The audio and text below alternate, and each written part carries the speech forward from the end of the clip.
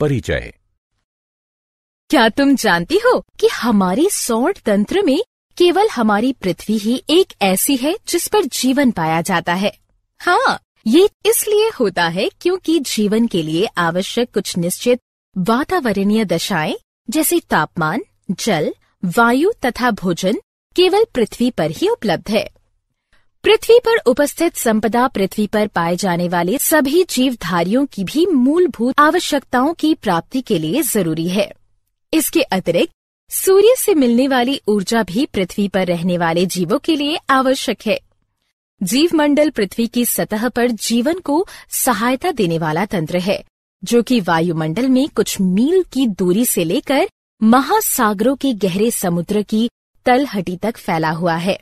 भूमि, जल तथा वायु पृथ्वी पर पाए जाने वाले संपदाएं हैं। प्राकृतिक संसाधन वायुमंडल, जलमंडल और स्थल मंडल के घटक हैं। जीवन मंडल का भौतिक भाग 3 मुख्य समूहों में विभाजित किया गया है: स्थल मंडल, जल मंडल और वायुमंडल।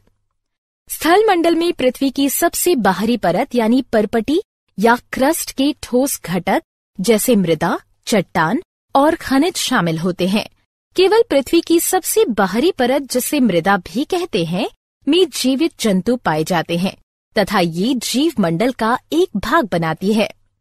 तालाब, नदियां, झील और समुद्र सभी जल मंडल के जलीय घटकों में शामिल हैं। जल पृथ्वी के सतह का लगभग 75% भाग घेरता है। जल भूमिगत भी पाया जाता है। वायुमंडल एक कंबल की तरह जलमंडल और स्थल मंडल के आसपास गैस का आवरण बनाता है। वायुमंडल पृथ्वी की सतह से कुछ किलोमीटर की ऊंचाई तक फैला होता है। ये 4 भागों में विभक्त होता है: क्षोभ मंडल, समताप मंडल, ओजोन मंडल, आयन मंडल। इसलिए हम कहते हैं कि जीवन मंडल मुख्य रूप से 2 घटकों से मिलकर बना होता है: जैविक घटक सभी जीवित वस्तुएं, अजैविक घटक यानी वायु, जल तथा मृदा।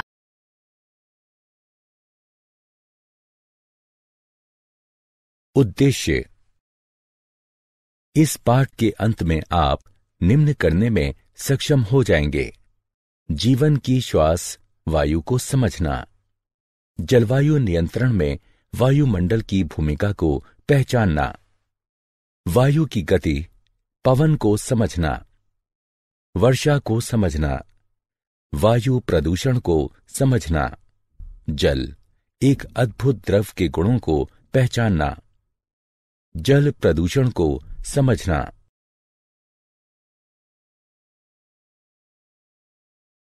जीवन की श्वास वायु।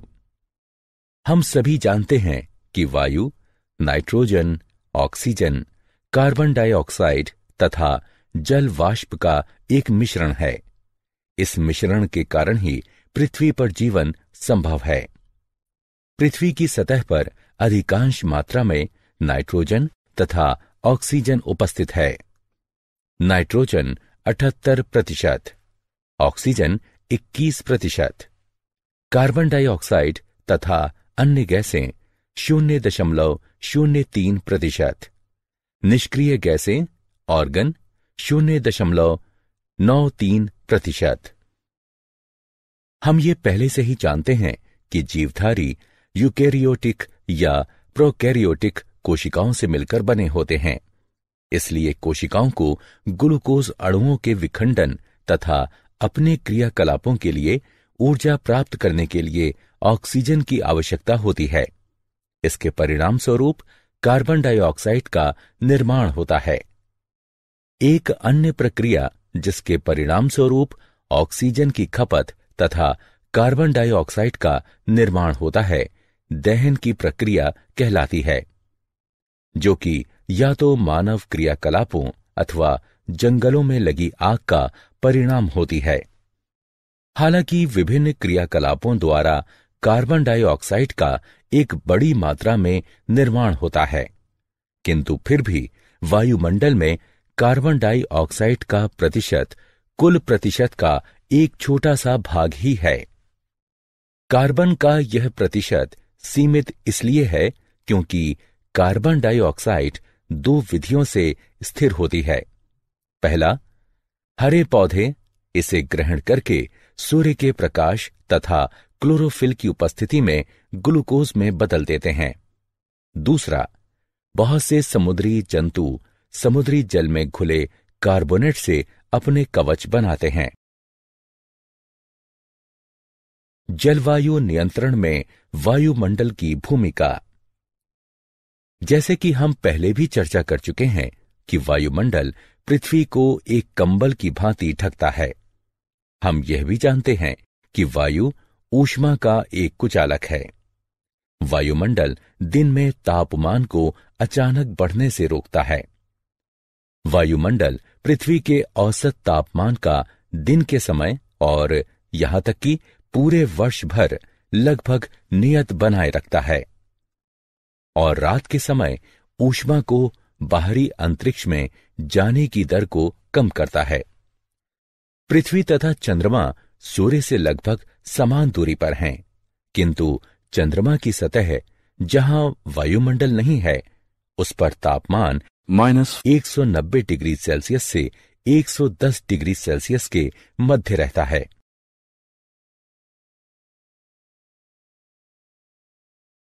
वायु की गति। पवन। तुम में से कितने लोग समुद्र तट यानी समुद्र के किनारे पर घूमने गए हो? तुम सभी ने शाम को बहने वाली ठंडी समीर को महसूस किया होगा तथा गर्म दिन के बाद इन समीरों से मिलने वाली राहत को भी महसूस किया होगा। इसी प्रकार गर्म मौसम के बाद जब वर्षा होती है तो हमें बहुत राहत मिलती है। वायु की गति वायु के गर्म होने के कारण होती है तथा जब इस वायु में जल वाष्प उपस्थित होती है तो यह ठंडी समीर बन जाती है। जल वाष्प जीवित प्राणियों के क्रियाकलापों और जल के गर्म होने के कारण बनती है। स्थलीय भाग या जलीय भाग से होने वाले विकिरण के परावर्तन तथा पुनर्विकिरण के कारण वायुमंडल गर्म होता है। गर्म होने पर वायु में संवहन धाराएं उत्पन्न होती हैं। जब वायु स्थल और जल के विकिरण के कारण गर्म होती है तब ये ऊपर की ओर प्रवाह करती है। क्योंकि जल की अपेक्षा स्थल जल्दी गर्म होता है, इसलिए स्थल के ऊपर की वायु जल के ऊपर की वायु की अपेक्षा तेजी से गर्म होगी। इसलिए अगर हम तटीय क्षेत्रों को दिन में देखते हैं तो पाते हैं कि स्थल के ऊपर की वायु तेजी से गर्म होकर ऊपर उठना शुरू करती है। जैसे ही यह वायु ऊपर की ओर उठती है, वहां कम दाब का क्षेत्र बन जाता है और समुद्र के ऊपर की वायु कम दाब वाले क्षेत्र की ओर प्रवाहित हो जाती है। एक क्षेत्र से दूसरे क्षेत्र में वायु की गति पवनों का निर्माण करती है। दिन के समय हवा की दिशा समुद्र से स्थल की ओर होगी। रात के समय स्थल और समुद्र दोनों ठंडे होने लगते हैं। क्योंकि स्थल की अपेक्षा जल धीरे धीरे ठंडा होता है, इसलिए जल के ऊपर की वायु स्थल के ऊपर की वायु से गर्म होगी। हवा की सभी गतियां विभिन्न वायुमंडलीय प्रक्रियाओं का परिणाम है, जो पृथ्वी के वायुमंडल के असमान विधियों से गर्म होने के कारण होता है। इन हवाओं को बहुत से अन्य कारक भी प्रभावित करते हैं, जैसे पृथ्वी की घूर्णन गति तथा पवन के मार्ग में आने वाली पर्वत श्रृंखलाएं। वर्षा। जैसा कि हम सब जानते हैं कि गर्म, नम तथा उठने वाली वायु आसमान में बादलों का निर्माण करती है। इस प्रकार हम यह कह सकते हैं कि दिन के समय जलीय भाग के गर्म हो जाने से बादल बनते हैं। जब गर्म वायु ऊपर की ओर उठती है तो ये फैलती है तथा ठंडी हो जाती है। वातावरण में ठंडी वायु जमीन की तरफ सिकुड़ जाती है। ठंडा होने के कारण हवा में उपस्थित जलवाष्प छोटी छोटी जल की बूंदों के रूप में संघनित हो जाती है। वायु में उपस्थित धूल के कण नाभिक के रूप में कार्य करते हैं तथा संघनन की प्रक्रिया प्रारंभ हो जाती है। संघनन की प्रक्रिया लगातार होने के कारण ये छोटी बूंदें बड़ी बूंदों में बदल जाती हैं। जब ये बूंदें बड़ी और भारी हो जाती हैं, तब ये वर्षा के रूप में नीचे की ओर गिरती हैं।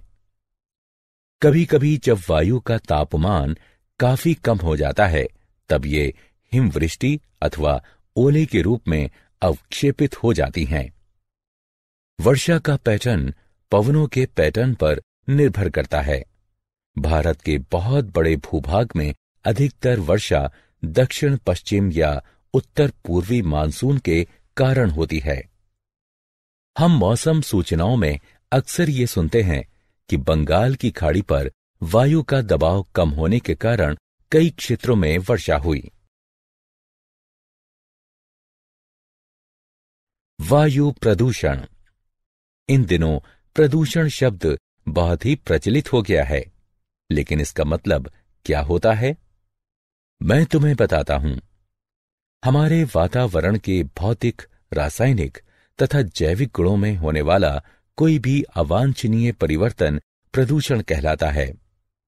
वायु, जल तथा मृदा में होने वाला प्रदूषण जीवन के विभिन्न रूपों पर कुप्रभाव डालते हैं। जबकि प्रदूषक एक ऐसा पदार्थ, रसायन या कारक है जो कि वातावरण में पहुंचकर मानव के जीवन पर बुरा प्रभाव डालता है।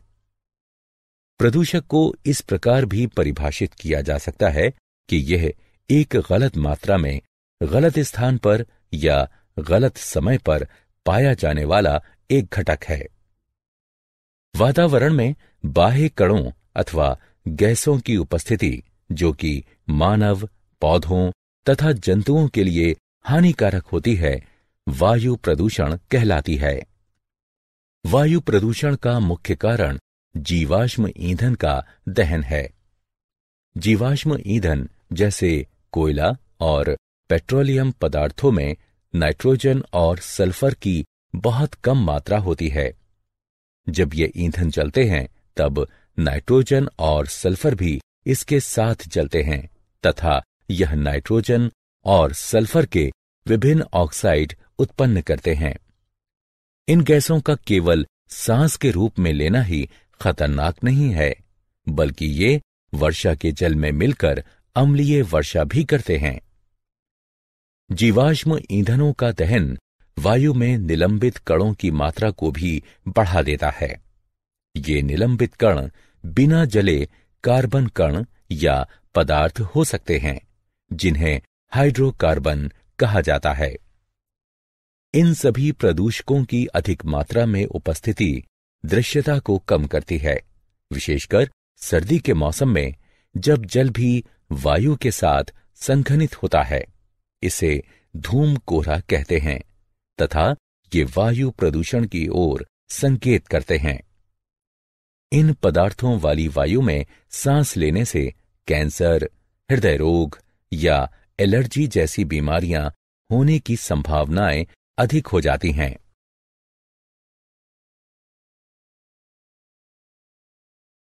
जल एक अद्भुत द्रव। जल पृथ्वी की सतह के सबसे बड़े भाग पर उपस्थित है और यह भूमिगत भी होता है। जल की कुछ मात्रा जल वाष्प के रूप में वायुमंडल में भी पाई जाती है।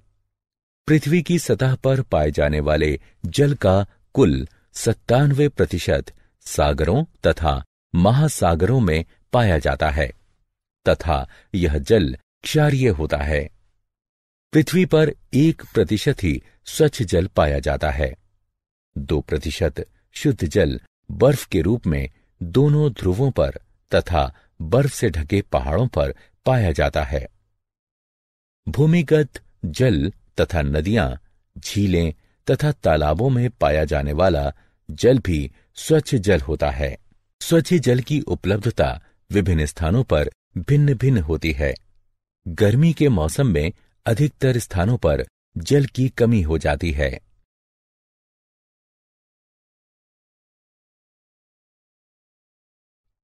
जल का महत्व। जल इसलिए आवश्यक है क्योंकि सभी जीवों को जल की जरूरत है। सभी कोशिकीय प्रक्रियाएं जलीय माध्यम में होती हैं। सभी प्रतिक्रियाएं जो हमारे शरीर में या कोशिकाओं के अंदर होती हैं, वह जल में घुले हुए पदार्थों में होती हैं। शरीर के एक भाग से दूसरे भाग में पदार्थों का संवहन खुली हुई अवस्था में होता है। इसलिए जीवित प्राणी जीवित रहने के लिए अपने शरीर में जल की मात्रा को संतुलित बनाए रखते हैं। स्थलीय जीवों को जीवित रहने के लिए शुद्ध जल की आवश्यकता होती है, क्योंकि खारे जल में नमक की अधिक मात्रा होने के कारण जीवों का शरीर उसे सहन नहीं कर पाता है। इसलिए प्राणियों और पौधों को पृथ्वी पर जीवित रहने के लिए आसानी से जल उपलब्धि के स्रोत आवश्यक हैं।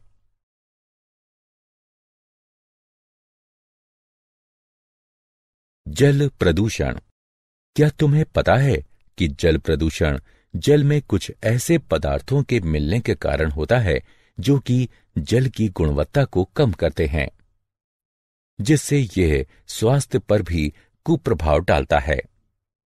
जल उन कीटनाशकों और उर्वरकों को भी घोल लेता है जिनका उपयोग हम खेतों में करते हैं। अतः इन पदार्थों का कुछ प्रतिशत भाग जल में चला जाता है। हमारे शहर या नगर के नाले का जल और उद्योगों का कचरा भी नदियों तथा झीलों में संग्रहित हो जाता है। कुछ उद्योगों की बहुत सारी क्रियाओं में शीतलता बनाए रखने के लिए जल का प्रयोग किया जाता है तथा इस प्रकार निष्पादित गर्म जल को जलाशय में वापस लौटा दिया जाता है। जब बांध से जल को छोड़ा जाता है, तब नदियों के जल के तापमान पर भी प्रभाव पड़ता है। गहरे जलाशय के अंदर का जल सूर्य के द्वारा गर्म ऊपर की सतह के जल की तुलना में शीतल होगा। ये सभी जलाशयों में पाए जाने वाले जीवों के प्रकार को विभिन्न प्रकार से प्रभावित कर सकते हैं। ये कुछ जीवों की वृद्धि को प्रोत्साहित करते हैं, तो कुछ को हानि पहुंचा सकते हैं। ये इस प्रणाली में उपस्थित विभिन्न जीवों के संतुलन को बिगाड़ सकते हैं। जल प्रदूषण निम्न प्रभाव उत्पन्न करता है। जलाशयों में अनैच्छिक पदार्थों का मिलना। ये रोग फैलाने वाले जीव जैसे हैजा फैलाने वाले बैक्टीरिया भी हो सकते हैं। इच्छित पदार्थों को जलाशयों से हटाना। किसी भी तरह का परिवर्तन जो इस घुली हुई ऑक्सीजन की मात्रा को कम करता है, उसका जलीय जीवों पर विपरीत प्रभाव पड़ता है। जलाशय से अन्य पोषक की कमी भी हो सकती है। तापमान में परिवर्तन। जलीय जीव जिस जलाशय में रहते हैं, वे वहां के एक विशिष्ट तापमान के अनुकूल होते हैं और उस तापमान में अचानक परिवर्तन उनके लिए खतरनाक होगा या प्रजनन की प्रक्रिया को प्रभावित करेगा। विभिन्न प्रकार के जंतुओं के अंडे और लार्वा तापमान परिवर्तन के प्रति संवेदनशील होते हैं।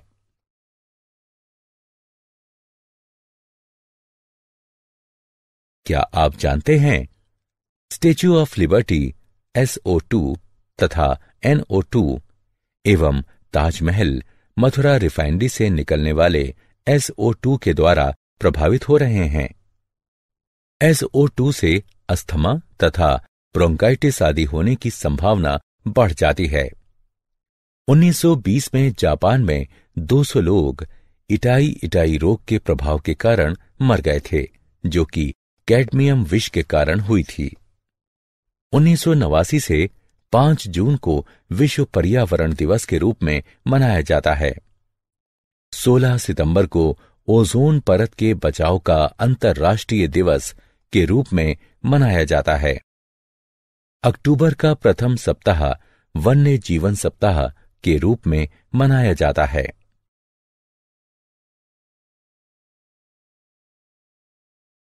सारांश।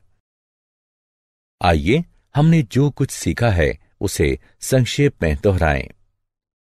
पृथ्वी पर जीवन मृदा, वायु, जल तथा सूर्य से प्राप्त ऊर्जा जैसी संपदाओं पर निर्भर करता है। स्थल और जलाशयों के ऊपर विषम रूप से वायु के गर्म होने के कारण पवनें उत्पन्न होती हैं। जलाशयों से होने वाले जल का वाष्पीकरण तथा संघनन हमें वर्षा प्रदान करता है। किसी क्षेत्र में पहले से विद्यमान वायु के रूप पर होने वाली वर्षा का पैटर्न निर्भर करता है।